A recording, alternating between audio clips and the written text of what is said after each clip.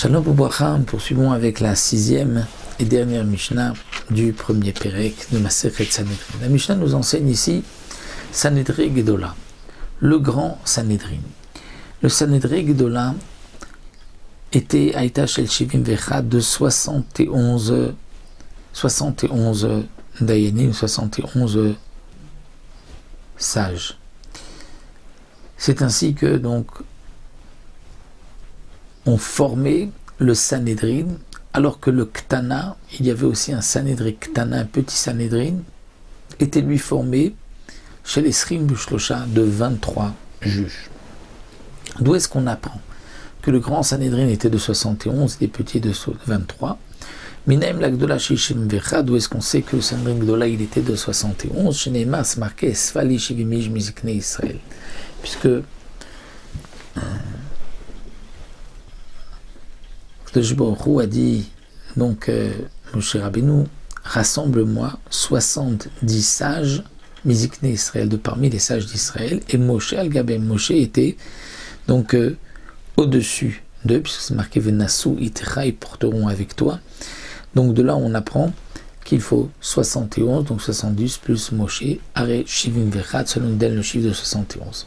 Rabbi Yehuda Omer Shivim, Rabbi Yehuda dit non, c'est Shivim. Il faut 70, parce que ce qui est marqué Venassou, Itra ne signifie pas Itra avec toi, mais Itra Bedomim Lecha, c'est-à-dire ceux qui te ressemblent. Non pas que Moshe Rabbeinu devait siéger avec eux, mais il fallait des sages aussi grands que Moshe Rabbeinu, aussi intègres que Moshe Rabbeinu. Donc pour Rabbi Yehuda, 70 suffisent.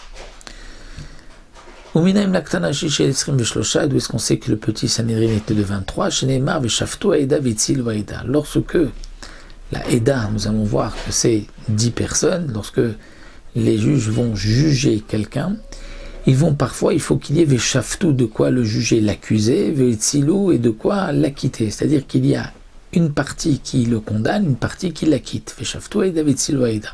Eda Shofetet. Donc la Torah nous parle que voici comment est composé un Beddin pour condamner quelqu'un à mort, qu'il y ait une Eda qui l'accuse et qu'il y ait une Eda Matzelet qui veut l'acquitter. Arekan Esrim, donc ça nous donne 20 juges. D'où on sait 20? Parce que Eda c'est 10. Nous on sait que Eda c'est 10. Minaim la Eda Shia Sarah.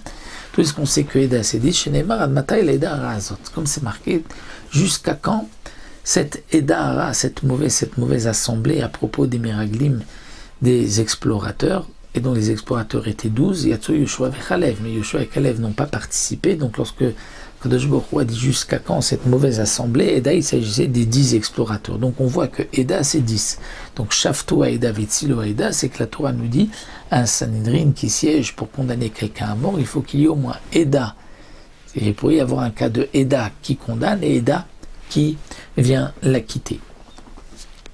Donc là, on est déjà avant. Minaim la viot shlosha. Comment on arrive encore à 3 autres? Mimash machnemar le tiach rabim leraot. Shemeani sheimem letova. Imkelama nemar rabim leatot. C'est-à-dire que nous avons 2 psukim. D'un côté, la Torah dit, tu ne vas pas suivre la majorité, les raot, c'est-à-dire pour le mal.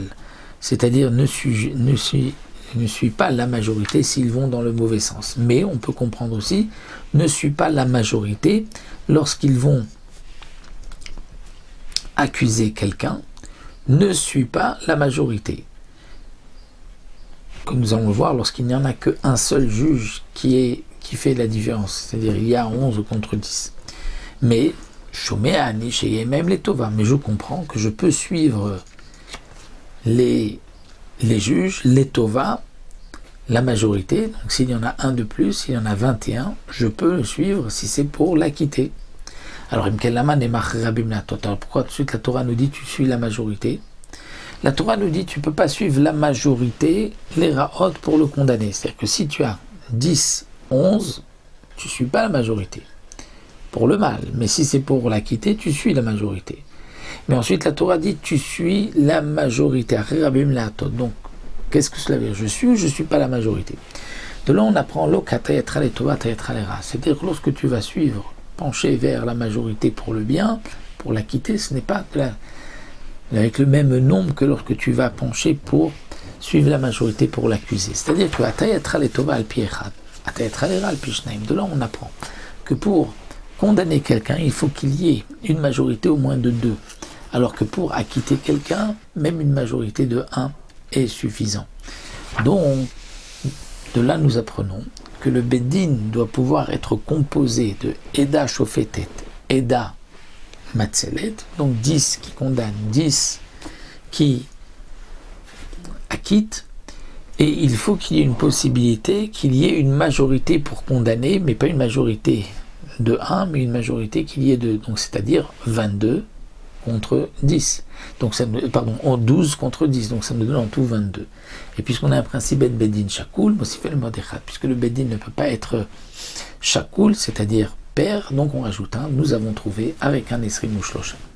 Voici 23 Dayanim. Vekamaye Baerter ou la Sanhedrin, la Mishnah termine combien il faut qu'il y ait d'habitants dans la ville pour que on puisse mettre un Sanhedrin de 23. Eh bien, Mea Ve'esrim, il faut qu'il y ait au moins 120 personnes dans la ville. Rabbi Nechemia Omer, nous Matayim ou Shloshim, Keneged Sare Asarot. Pour Rabbi Nechemia, il faut d'au moins 230 personnes, comme les princes de 10. C'est-à-dire que ces juges qui sont 23 vont être au moins donc 1 pour 10, donc comme on a 23 juges, donc 230. Comment on est arrivé au chiffre de 120 pour Tanakama? Le Barthénora nous fait un petit compte, puisque si on compte le Sanhedrin, donc les 23, plus ensuite il y avait des élèves devant eux, 3 élèves de 23, si on a besoin de rajouter des Dayanim, donc on arrive à donc 4 fois 23, puisque le Beddin de 23, et ensuite 3 rangées de 23, ensuite le Barthénora, les fameux 10 Batlanim de la ville qui sont prêts pour toujours répondre au minyan, et deux scribes qui vont écrire ceux qui condamnent et ceux qui acquittent, 2 chazanim pour ensuite frapper celui qui doit être frappé, ou pour appeler des gens au tribunal, 2 qui se disputent, 2 témoins, 2 zomimim et 2 qui peuvent rendre zomim les zomimim, donc 2 gabaïm, et 3e pour distribuer la tzedaka, un médecin, un scribe, et c'est-à-dire un moël, un scribe et un enseignant pour les enfants. En tout, on est arrivé au chiffre de 120, donc pour pouvoir avoir 23, c'est une ville moyenne 120, mais d'après Rabbi Nechemia, c'est 230. Voilà donc pour le premier pérec. On se retrouve à Bezrat Hashem pour un nouveau pérec la prochaine fois.